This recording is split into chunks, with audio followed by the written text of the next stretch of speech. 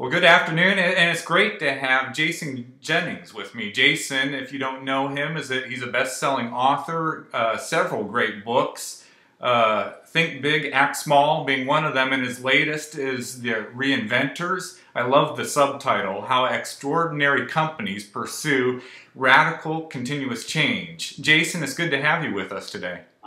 Tony, it's great to be with you. Thank you. I'm guessing, since my audience is primarily church leaders, and you do quite a bit of work with business leaders, that many folks may not know your story. So would you just mind telling us a little bit about yourself, Jason? Sure. I actually began my career in radio and television as a reporter, then found myself the owner of 14 radio stations across the United States, and out of that came a large consulting company. And about 11 years ago, I guess I was about 44 or 45, I went to get up in the family room one day, and physically I could get up, but I felt like I had 1,000 pounds on my back. And I'm too young to remember the singer, but there was a singer named Peggy Lee, and she sang a song, Is That All There Is? And I was struck with, is that all there is? Buying radio stations, the consulting company, making money, my soul was not being fed. And I think you'll find it curious that for about a year, I actually considered becoming a second career seminarian at the Pacific Theological Seminary in Berkeley, California.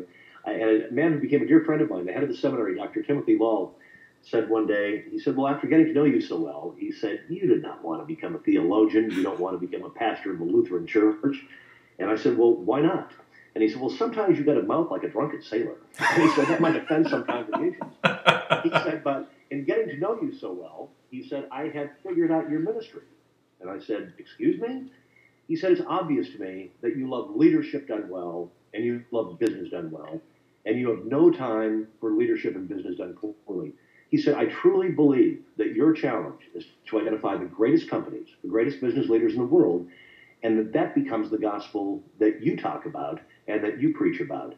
And so in many respects, I tell people that those 6 best-selling books I've had, they're as much my ministry as they are my business. Well, that's a great story. I really appreciate that. And that does bring us to the conversation of your latest book, which just came out a few weeks ago. First of all, what was the foundation? What drove you to write this book? My publisher had been bugging me, saying, what's your next title going to be? What's your next book going to be? And unless I can really get my head wrapped around something, I don't want to spend 2 years of my life researching it and writing about it. And finally, I was sitting here in my study one day, and I got a call from my financial advisor, and normally not a very excited guy. And he was at the conference in San Diego, and he was more excited than I'd ever heard him. He said, I've got your next book. I have your next book. And I said, okay, slow down. What is it? And he said, there's just a report that came out by IBM. It was their global study of the marketplace. And they interviewed 10,000 CEOs around the world, and they asked them a question. How long will your current business model remain valid?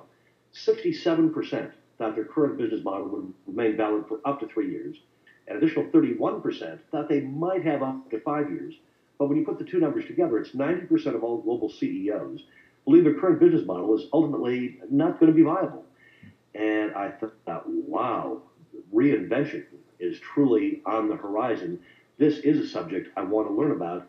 And so I assembled my research team, a couple in India, a couple in China, here in the U.S., and we spent about 8 months researching the topic, and then we began writing the book. Wow.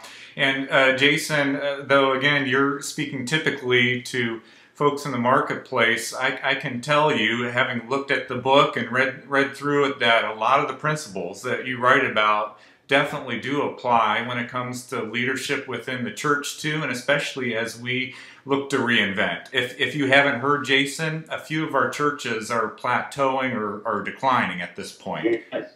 And so one of the key, we were talking about this a little bit earlier, and you mentioned, either an organization is growing, Yes. or they're falling behind. Tell me a little bit more about that.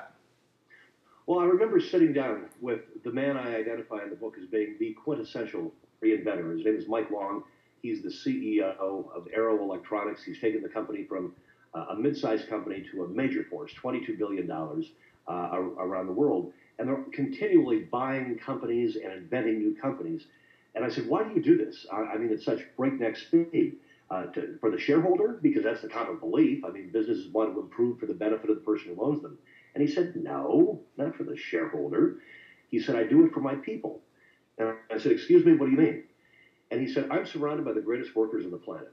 And he said, the day that they wake up and they see no more opportunity for growth here, they see no more opportunity to make more money, they see no future challenge, they don't see any possibility of promotion, he said, they will leave. And where will they go? They will either join my competitors or they will become my competitors. He said any business has to be committed to growth because he said there's nobody in the world who woke up today and said, I want tomorrow to suck more than today. He said everybody wants to improve their lot in life. And he said, so if a company is growing and reinventing itself, I mean, so that they can find, keep, and attract the right people, that's what allows you to stay ahead of the customers, and that's what allows you to stay ahead of the shareholders' changing needs.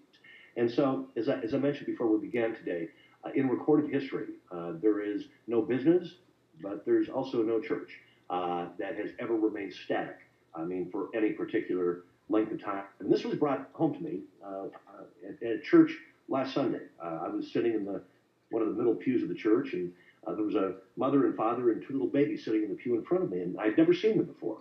And so after church, I walked up and I said, are you new here? I said, no, we've been coming for about 18 months, but you're the first person who's ever walked up to us and introduced themselves and said hello. Wow. But I've experienced that in hundreds of churches that I've attended on my travels around the world as well. Well, there's no way you can be a growing organization unless you're first a welcoming organization. No. And that's true in churches, but it's also true in business. No question about that. I think that story in itself and this whole interview will be the most convicting story that everybody hears, so I appreciate you sharing that. So related to all of this about growing and not falling in a spot where you're falling behind, you talk about leadership. And with that, you talk about the fact that we should hire hard and manage easy. Explain what you mean by that. Yes. Well, the biggest challenge in any business, I have no question that you've experienced in your organization. Every church experiences it. Every company experiences it. The only thing that gives any human organization any value are the people within that organization. And ultimately, the biggest challenge to every company is finding, keeping, and growing the right people. But what do we so often do? We need a body, and so we say, hire someone. Mm.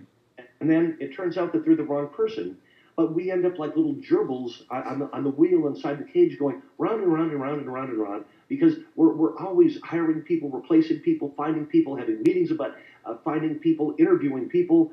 And I mean, it's a perpetual problem.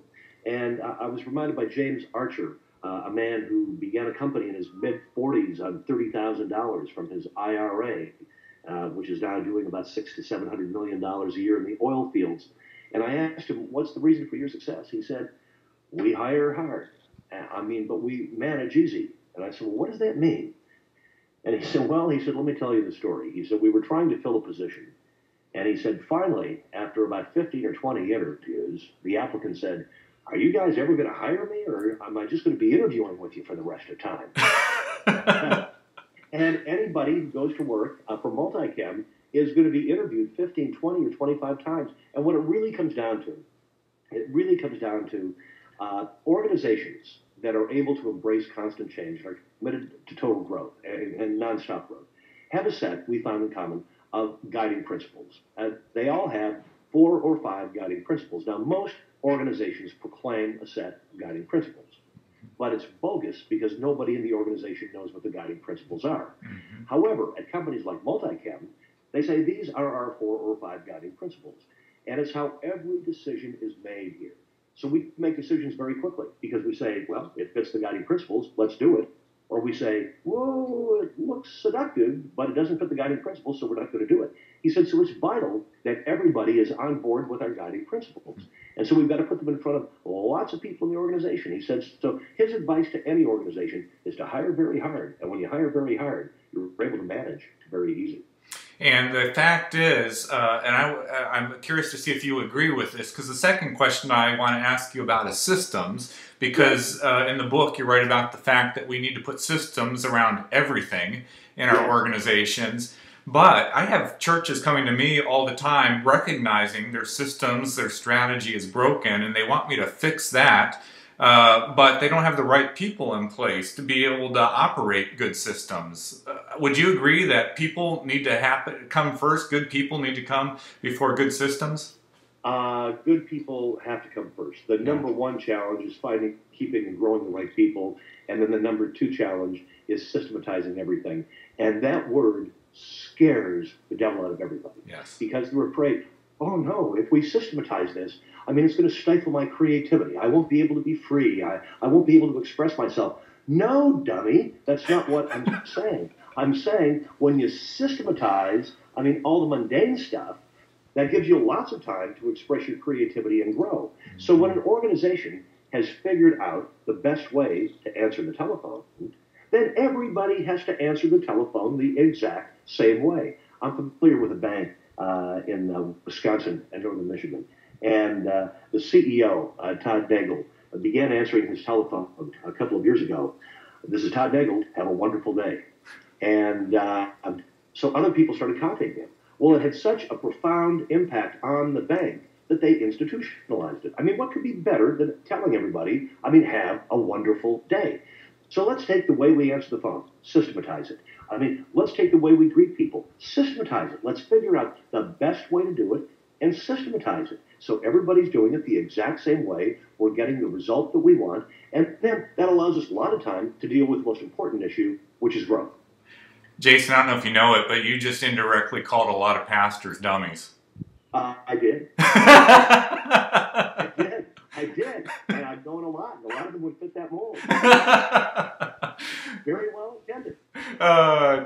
Jason, I really appreciate the time with you today. And I'm assuming Amazon's the best place to send folks if they want to pick up your new book, The Reinventors.